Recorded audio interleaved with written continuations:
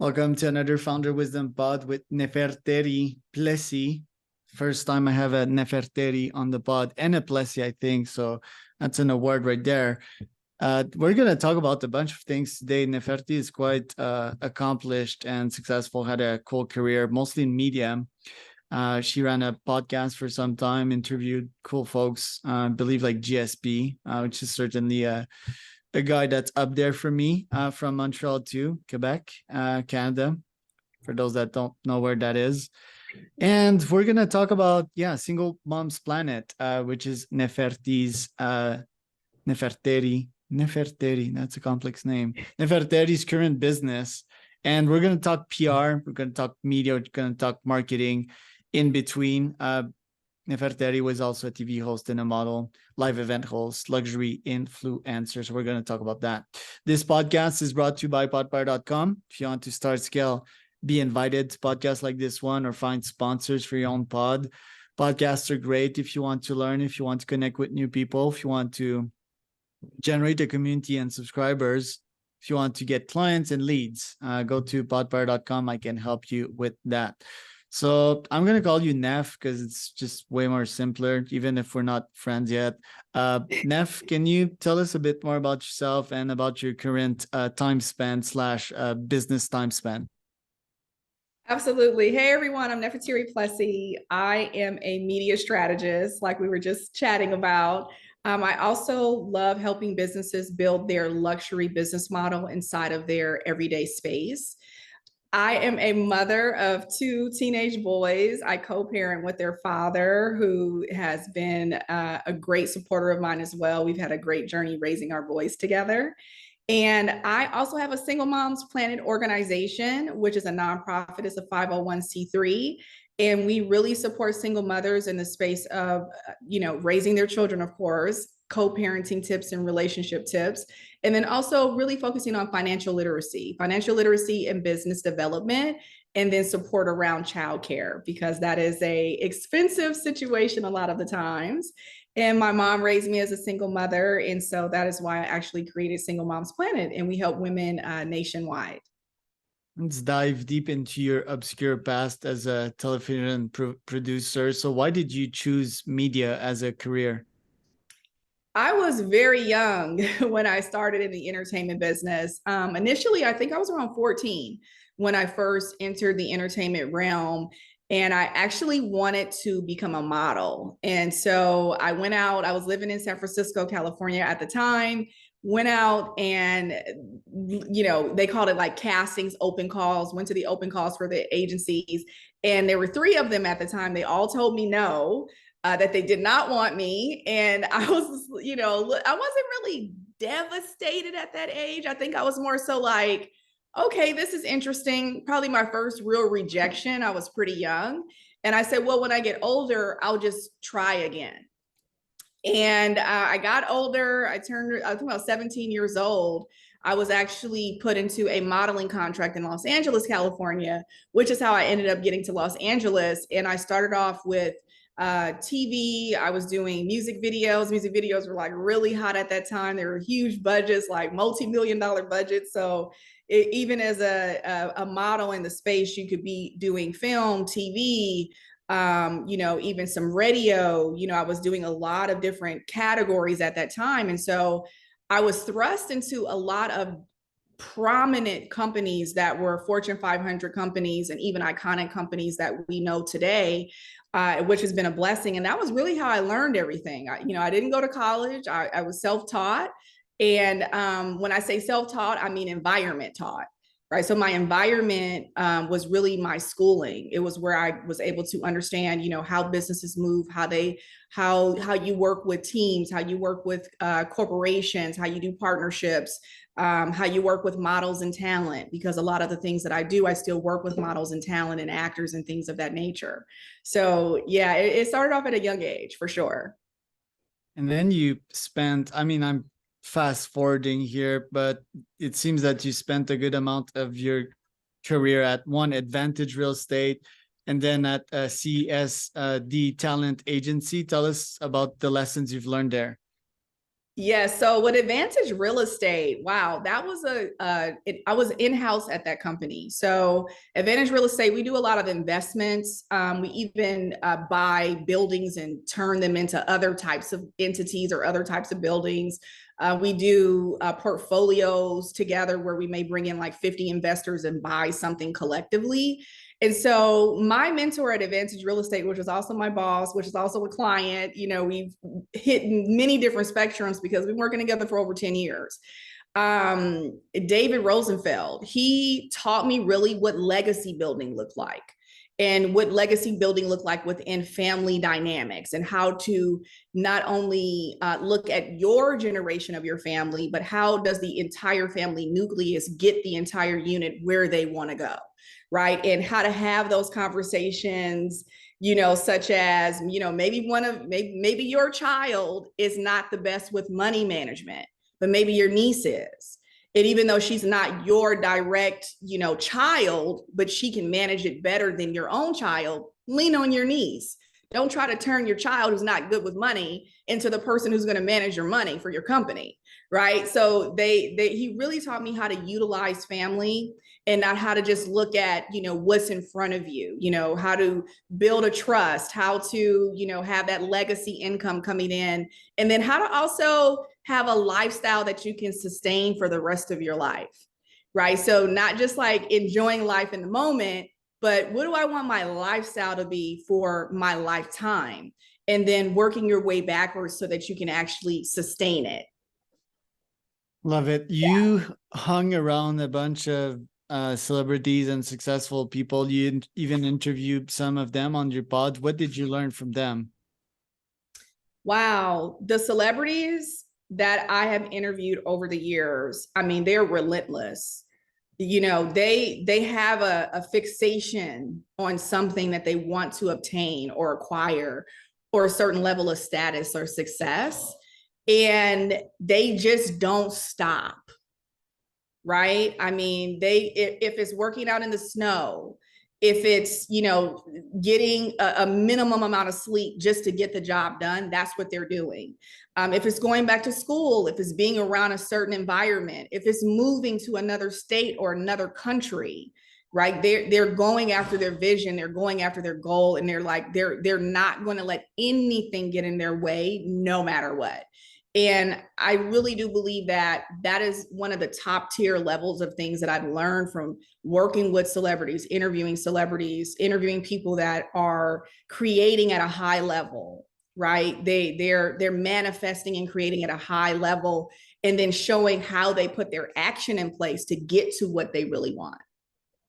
And then these lessons with Single Moms Planet, do you sometimes take these to single moms, and or are they living in a different world, different landscape, and most of these lessons cannot be transferred to a single mom that's struggling? This definitely is transferable to single moms, right? So whether if they're a single mom that's struggling, they can't really find their way, they're not able to maneuver. Every single celebrity, any entertainer that I ever have interviewed, a lot of the talent, they come from shaky backgrounds. They're a lot of them are not spoon fed. There's no trust fund waiting on them. They had to get off their ass and make it happen. And so they've gone over from depression. Maybe they may have been on drugs. Maybe they, you know, didn't have a father in the household themselves. Maybe both their parents had passed away. I mean, I've heard it all. When you're talking about people who are high level achievers, a lot of the times we see the end result, but they could have been working on their career for 15 years in the background, right? And all of a sudden they're like this rock star, this movie star, and you think like, oh, they're lucky. It's like, no, they work their butts off to get to where they are. And so when I communicate with single mothers, I come from them with that same passion, that same vigor. Like, hey, this is your situation. We got it. Stop talking about it. We got that. We see where we are. It's good to know where you are, because that was really when my own life really shifted and went to another level, was when I really acknowledged, where am I? Is this where I want to be? Okay, how did I get here? I didn't dwell on that for too long, because you could live in that for 10 years if you let it. I was like, okay, I'm where I am. I know how I got here. I don't want to reduplicate this process. I don't want to be talking about the same thing 10 years from now, right? So what do I need to do in order to get to where I want to go? And then you got to assess, do I have the skill set to get there? And if you don't, you need to either get the skill set or get someone around you that has already been where you're going that you can relate to. You don't have to come from the exact same background as them, but you need to find some type of relatedness so that you can feel as though you can grab a hold of what they got. You want some of their juice. You want to be able to ride the wave that they rode, right? So sometimes we have these really big ideas, but the people who have accomplished them, they seem so far-fetched that we just keep them in the dream state. We don't really create them.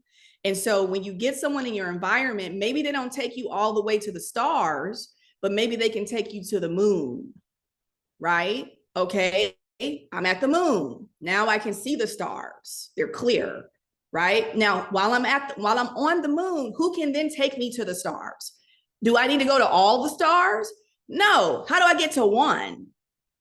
Okay, now how do I capture three? Right. And so I think when we're creating and we're learning how to remodel ourselves, really, we're like rebirthing ourselves, right? We need new environments and new connectivity to really get there. And so I think the single moms that come to me, the ones that want what I have, they feel relatedness to me. They gravitate towards this messaging, right? And I'm very passionate about it because none of us are designed to be in a mediocre existence, right? And unfortunately, some of us experience mediocre existence and we don't know how to get out of it. And so when we have these types of conversations, when we have these types of environments, it really does make a difference. Fully agree. Word on that.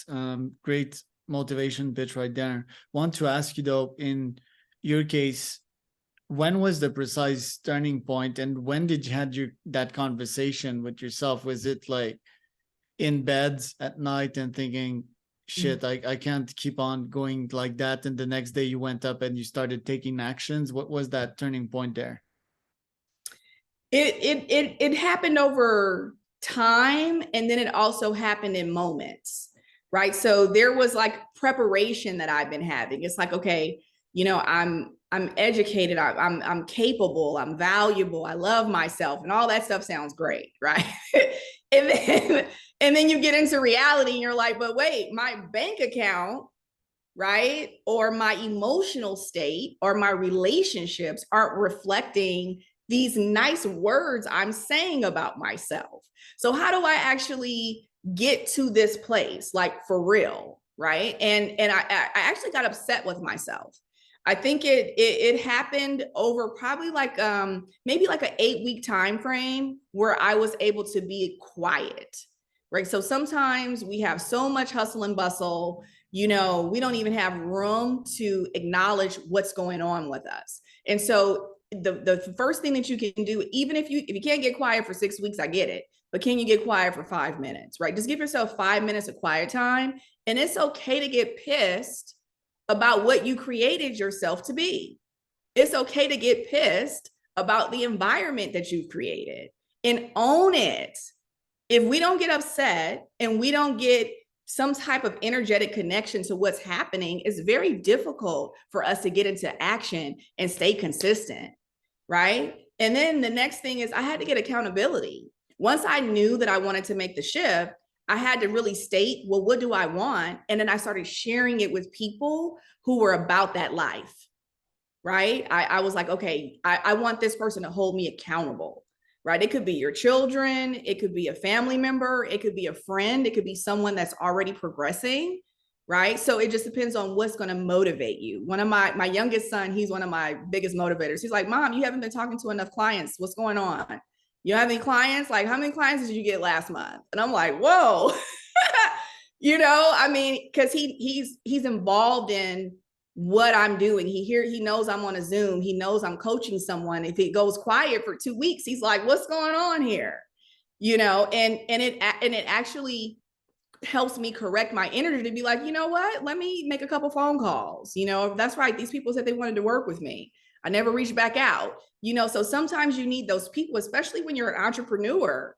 that shit's hard. It is nothing magical or unicorn like about being an entrepreneur. You are the beginning, the middle, and the end, right? And until we get systems in place and until we get some type of, business people underneath us, or like we hire employees, things get a little bit easier sometimes, but for some people it gets even harder because now you're managing people, right? So you really got to figure out, how do I hold myself accountable? And then what do I really want? Like, do daily check-ins if you need to.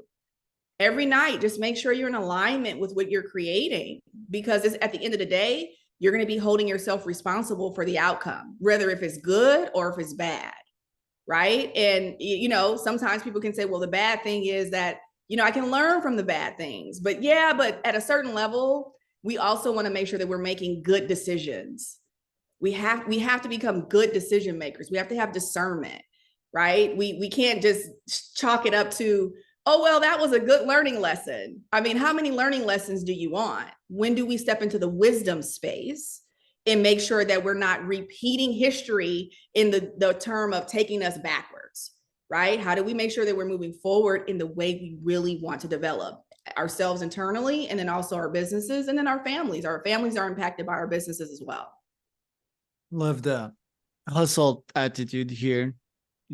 Work long, hard, and smart, I think, is a great formula, especially once you work for yourself. I want to understand the reality of a single mom, right? Because first, I'm not a female, I'm not a dad even, and I'm not single. So I don't check any of these boxes. So can you tell me about the reality there? What does it look like?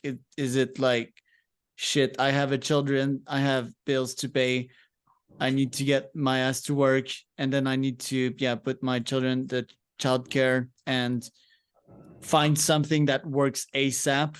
Because I find that often desperation doesn't pay. Desperation never made anyone rich in history. So what's the reality of a single mom? And I mean, you talk about the attitude and all of that to have once that happens, but tell us about also like investing in the long term instead of just being desperate and grabbing the first opportunity as a stripper, for example. Okay, I think I kind of got the gist of the question. As There a were single two, by the way. Sorry to confuse your brain. Okay. I'll answer the first one, and if I don't speak the answer, then you just tell me again. Yeah, start with the reality of the single mom. Let's start The with reality of single mom. So the reality of the single mother is completely different than what the media is depicting, right? So a lot of what the media is depicting is that it's a negative situation. Sometimes she's down and out, she's loose. She, doesn't really care about her children, or she's putting herself first. She has multiple baby fathers. She can't keep a man. I mean, I've heard it all, right? And a lot of that noise is just propaganda. It's something to keep people interested in the media. It's a conversation that's going to get a bigger bite than saying single moms are awesome. They're doing a great job. They're highly educated. They're handling their business. Nobody's going to be reading those articles, right? Nobody's going to be listening and tuning into those conversations, because the media has been developed on this platform of feeding off of negativity. That's how they've created the media voice to be. And so when I want to really dive into what's going on with the single mother, I talk to single mothers. I don't turn to the media. The media is full of statistics, and sometimes those statistics are skewed for the agenda of whatever that publication is pushing, right? So we have to be very cautious about how we digest the communication, because there's an agenda 90% of the time behind the person who's creating the content or the platform that's pushing out that content, right? So when you really want to dive into supporting a single mom or helping a single mom or figuring out what does she need, my best bet is talk to that single mom. Do you have single moms in your family? A lot of the times people have single moms in their family, or they may have a friend that's a single mother, and they've never even said, hey, let me go buy her some groceries. Even if she says she doesn't need it, let me cut her lawn. Let me take the kids to the park so she can just have a moment to herself. Let me give her an extra $500 just to pay for childcare. She may turn it away, give it to her anyway, say it's already taken care of, I don't want it back, right? No matter what financial state she's in. A lot of the times women, we're great at hiding when we need help. We are sometimes the last people to ask for help and the first people to give support, right? That's what we naturally do. We give the support. We're the nurturer. So even when she's put together and she looks like she has it all together, she very well may, but guess what? Just the fact that she knows that you're there and you're in her corner, it makes a world of difference. It feels like she has a support net under her so that even if she falls, even if she crumbles, she knows she has a system around her to help her get back up, right? Because motherhood is difficult. Even when you have a husband or a father, a partner in the household, right? Motherhood and fatherhood, it takes community to raise a child. Anyone that's doing that thing alone, it's impossible, but she just gets the job done. That's really what it is. It's no magic around it, right? She just makes it happen no matter what, because she has little ones that are counting on her. Yeah. The reality then, because I'm a huge proponent in the entrepreneurship movement of things. I don't believe in the 9 to 5, especially when you have kids to take care of. You need breaks during the day and firm control of your time.